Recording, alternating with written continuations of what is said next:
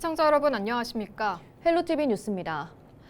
포천시가 오는 10월 한탄강 세계 드론 제전을 개최합니다. 시는 올해 한탄강에서는 가을밤을 드론 불빛으로 수놓을 계획이라고 하는데요. 이번 행사를 통해 한탄강의 아름다움을 세계적으로 알리겠다는 계획입니다. 김소영 기자입니다. 포천 한탄강 세계 드론 제전은 한탄강의 생태 경관과 첨단 드론 기술을 접목한 축제로 26억 원의 사업비가 투입됩니다.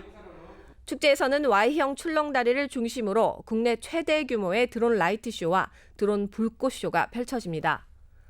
또 초고속 드론 레이싱 대회, 드론 축구 대회, 대한민국 드론 학술 회의 등도 개최됩니다. 여기에 드론 체험존, 세계 음식 문화 축제, 한탄강 캠핑 페스타 등 가족 단위 방문객들이 즐길 수 있는 다양한 콘텐츠도 준비하고 있습니다.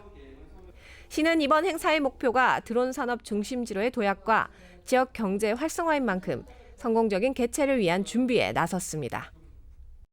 세계 드론 제전은 천혜의 관광 경관을 가진 한탄강 일원에서 드론 제전을 개최하여서 자연과 또 첨단이 어우러지는 첨단 메카 도시를 선보일 그런 예정이기도 하기 때문에 백영현 포천시장은 관람객들이 많이 모일 것을 대비해 주차장 조성과 캠핑존 등의 안전을 점검했습니다.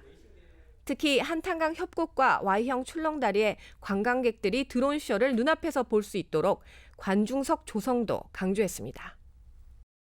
입장객들이 어디 서서 관람을 할 건지 관람석을 어떤 구조물을 설치해서 만들 수는 없으니까 그런 것도 일부 있을 수는 있겠지만 저런 넓은 지역에서 어디 관람할 수 있는 그런 것들도 미리 정지 작업을 해서 한탄강이 대한민국 최초로 하천 세계지질공원으로 지정된 만큼 이곳을 세계적인 관광지로 개발하겠다고 나선 포천시.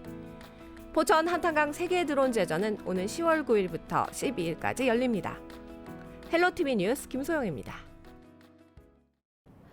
동두천시 빙상단 소속 선수 3명이 2025년도 스피드스케이팅 국가대표로 선발됐습니다. 대한빙상경기연맹은 지난 24일 2025년도 스피드스케이팅 국가대표 선발 선수 명단을 발표했는데요. 차민규 선수는 남자 단거리 부문에, 안현준 선수는 남자 장거리 부문에 이름을 올렸습니다. 김윤지 선수는 여자 장거리 부문에 선발됐는데요. 선수들은 2026 밀라노 동계올림픽과 세계선수권대회에 대한민국을 대표해 출전할 예정입니다. 강수현 양주시장을 단장으로 하는 양주시 투자유치단이 투자 유치를 위해 말레이시아 출국길에 올랐습니다.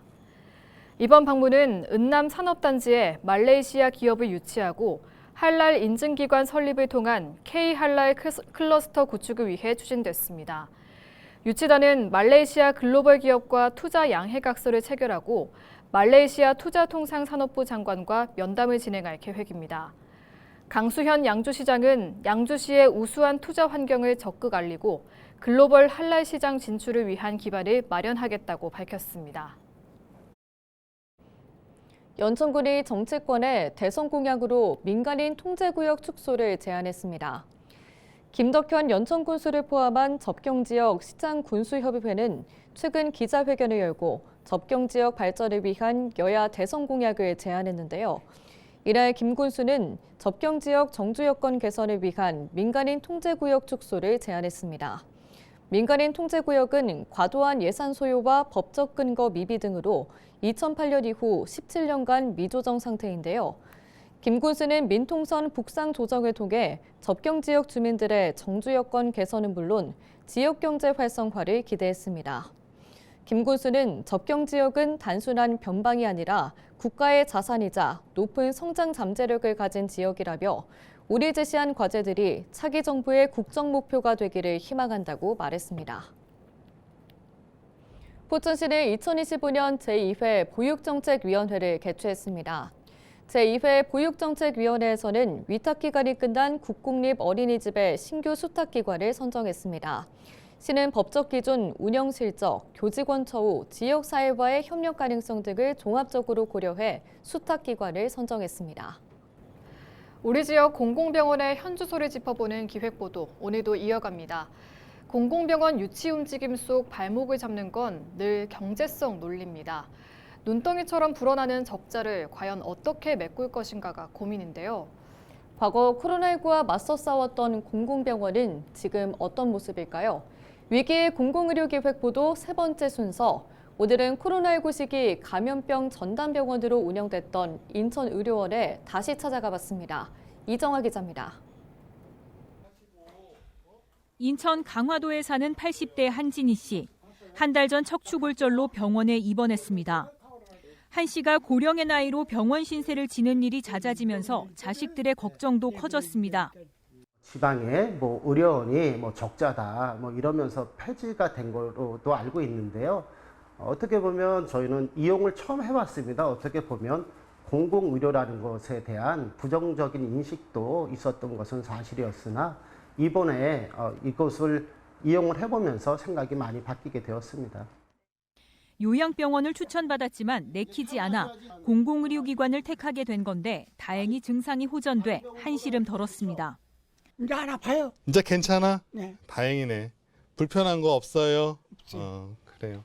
오늘 아침 피 검사 하신 거는 처음보다 염증 수치도 많이 좋아져서 이제 아마 이제 항생제도 중단하고 이제 소변도 이제 잘 보시니까 괜찮으실 것 같아요. 코로나19 확산 당시 감염병 전담병원으로 지정됐던 인천의료원. 인천 전체 코로나19 환자 10명 가운데 7명을 인천의료원에서 맡아 치료했습니다. 당시 전병실 음압시설을 갖추고 드라이브스루 방식의 검사를 최초로 제안했습니다. 코로나19 최전선에서 힘든 시기를 보냈지만 더 큰 어려움이 닥친 건 전담병원 해제 이후였습니다. 몇 년 동안 길어지다 보니까 다른 병원으로 이제 어떻게 보면 갔던 환자들이 돌아오는데 걸리는 시간이 상당히 오래 걸리게 되었어요. 그 당시에는 굉장히 많은 부분들의 역할을 주어주긴 해놓고선도 결과에 대해서는 사실은 이제 좀 등한시하거나 좀 이런 부분들 때문에 어찌 보면 아직까지는 의료원이 좀 굉장히 많이 어려움을 겪고 있습니다. 지난 2020년 말 정원 41명 기준 51명이었던 의사 수가 2021년 말부터 2년에 걸쳐 정원을 채우지 못하며 진료 공백이 심화됐습니다. 코로나19 5년, 인천의료원은 이제서야 서서히 일상회복을 준비하고 있습니다. 지난 2022년 3월부터 2년 가까이 휴진했던 신장내과. 다행히 인공신장 투석실이 1년여 전부터 정상 가동을 시작했습니다. 심뇌혈관 센터는 지난 2월 첫 환자를 받아 혈관 조영수를 무사히 마쳤습니다. 지난해 말 준공한 이곳 심뇌혈관 센터는 다음 달부터 심장내과 전문의 최대 2명이 충원돼 진료를 시작합니다. 현재 전체 314개 병상에서 65% 정도가 가동 중입니다. 어느 정도 회복세를 보이고 있지만 코로나19 이전 최대 93%까지 찼던 시절에 비하면 여전히 갈 길은 멉니다. 국가와 시의 입장에서는 당연히 해야 되는 분야거든요. 그래서 그런 부분들을 강화하기 위해서라면 필요한 예산들을 아예 의료원에다가 지원해다오. 민간병원하고 경쟁은 아니더라도 공공의료도 하면서 그나마 다른 필수 의료에서 경영적인 수지를 좀 맞춰서 그런 진료를 하시는 선생님하고 의료의 진들을 좀 뽑을 수 있도록. 최근 지역마다 시민사회단체를 중심으로 공공의료원의 추가 설립을 요구하고 있는 상황. 대선 국면에서도 공공의대 설립을 포함한 공공의료에 대한 공약이 등장한 가운데 현실에 맞는 공공병원에 대한 역할과 지원을 고민해야 할 시점입니다. 헬로티비 뉴스 이정아입니다. 윤석열 정부 임기 중 서울과 수도권, 지방의 아파트 시세가 모두 하락하는 사이 강남 3구 아파트의 시세만 크게 올랐다는 지적이 나왔습니다. 경제정의실천 시민연합은 28일 윤석열 정부 3년 동안 서울 25개 구 30평형 아파트 평균 시세 변동 현황을 조사한 결과 비강남 22개 구 아파트 시세가 0.9억 원 떨어지는 사이 강남 3구 아파트 시세는 4.7억 원 올랐다고 밝혔습니다. 또 윤석열 정부 임기 초 2.3배였던 서울 강남 3구와 비강남 지역 간 아파트 시세 격차가 지난 4월 2.9배까지 늘어났다며 강남과 비강남, 또 서울과 지방 간 자산 격차가 더 심각하게 벌어졌다고 지적했습니다. 경실련은 현재 대선 예비 후보들의 공급 확대 부동산 정책이 집값 상승기에 가파른 집값 상승을 일으킬 수 있다며 집값 부양 정책과 공약을 폐기하고 불로소득을 원천 차단하는 정책이 필요하다고 주장했습니다. 경실련은 그 예로 후분양제를 실시하거나 개발이익의 50% 이상을 공공이 환수하는 방안, LH 등 공기업이 공공택지를 직접 개발해 토지 임대부 분양주택과 각종 장기 공공 임대주택을 지어 공급하는 방안을 제시했습니다. 경기도가 지난 27일 새벽 납북자 가족 모임이 파주시 임진각에서 대북 전단을 기습 살포한 것에 대해 즉각 수사에 착수한다고 28일 밝혔습니다. 도는 납북자 가족 모임이 지난 27일 0시 20분쯤 파주 임진각에서 대북 전단을 담은 풍선 8개를 부양했다고 설명했는데요. 풍선은 모두 휴전선을 넘지 못하고 연천과 동두천 등 인근 지역에 낙하한 것으로 추정된다고 덧붙였습니다. 경기도 특별사법경찰단은 대북전단 살포자 및 단체에 대해 수사를 진행한 후 검찰에 즉각 송치한다는 방침인데요. 이와 함께 위험구역 및 접경지역에 대한 순찰과 감시 활동을 강화할 계획입니다. 한편 도는 지난해 10월 16일부터 파주와 연천, 그리고 김포를 위험구역으로 설정하고 해당 구역에서의 대북전단 살포 행위를 금지하고 있습니다. 인천시가 인천지하철 1호선 검단 연장선 상반기 개통을 앞두고 국토교통부에 기본계획 변경을 신청했습니다.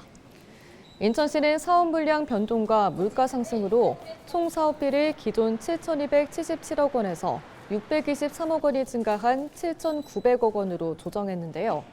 종점부 선형 직선화로 노선 연장도 기존 6.9km에서 6.815km로 변경했습니다. 현재 영업시운전 중인 검단 연장선은 이번 기본계획 변경을 완료한 뒤 철도 종합시험 운행 결과 보고와 철도 안전체계 변경 승인 절차를 거쳐 개통 준비를 본격화할 계획입니다. 인천시는 검단 연장선 개통으로 검단 신도시에서 계양역까지 이동 시간이 기존 20분에서 약 8분으로 12분 정도 줄어들 것이라고 내다봤습니다.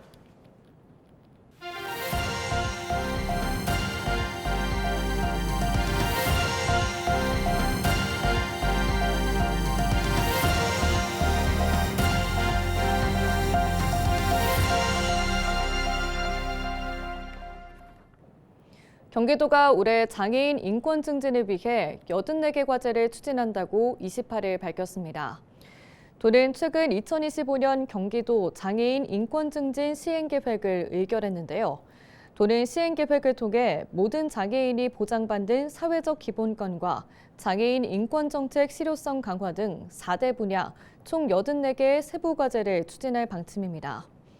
특히 올해는 도내 거주 미취업 장애인을 위한 맞춤형 일자리 지원과 도비 장애수당 추가 지원 등을 중점 추진할 계획인데요.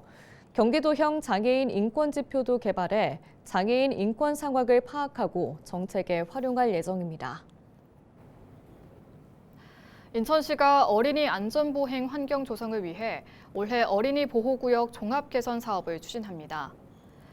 인천시는 시 전역에 있는 어린이 보호구역 156개소에 72억 원을 투입해 교통안전시설을 정비 확충할 계획인데요. 무단횡단 방지시설과 과속방지턱 등 각종 교통안전시설을 정비, 설치하고 횡단보도 시인성도 강화합니다. 인천시는 어린이 보호구역 교통안전을 시민들이 체감할 수 있도록 지역 실정과 수요를 면밀히 반영하겠다고 밝혔습니다. 인천시가 디자인 전문 회사의 성장과 디자인 산업 활성화를 위해 영세 디자인 기업 지원 사업을 진행합니다. 현재 인천에는 올해 3월 기준 484개의 디자인 전문 회사가 등록돼 있으며 이 중 절반 이상인 53.5%가 전문 인력 1인 이하의 소규모 사업체입니다. 이상으로 뉴스를 마칩니다. 시청해주신 여러분 고맙습니다.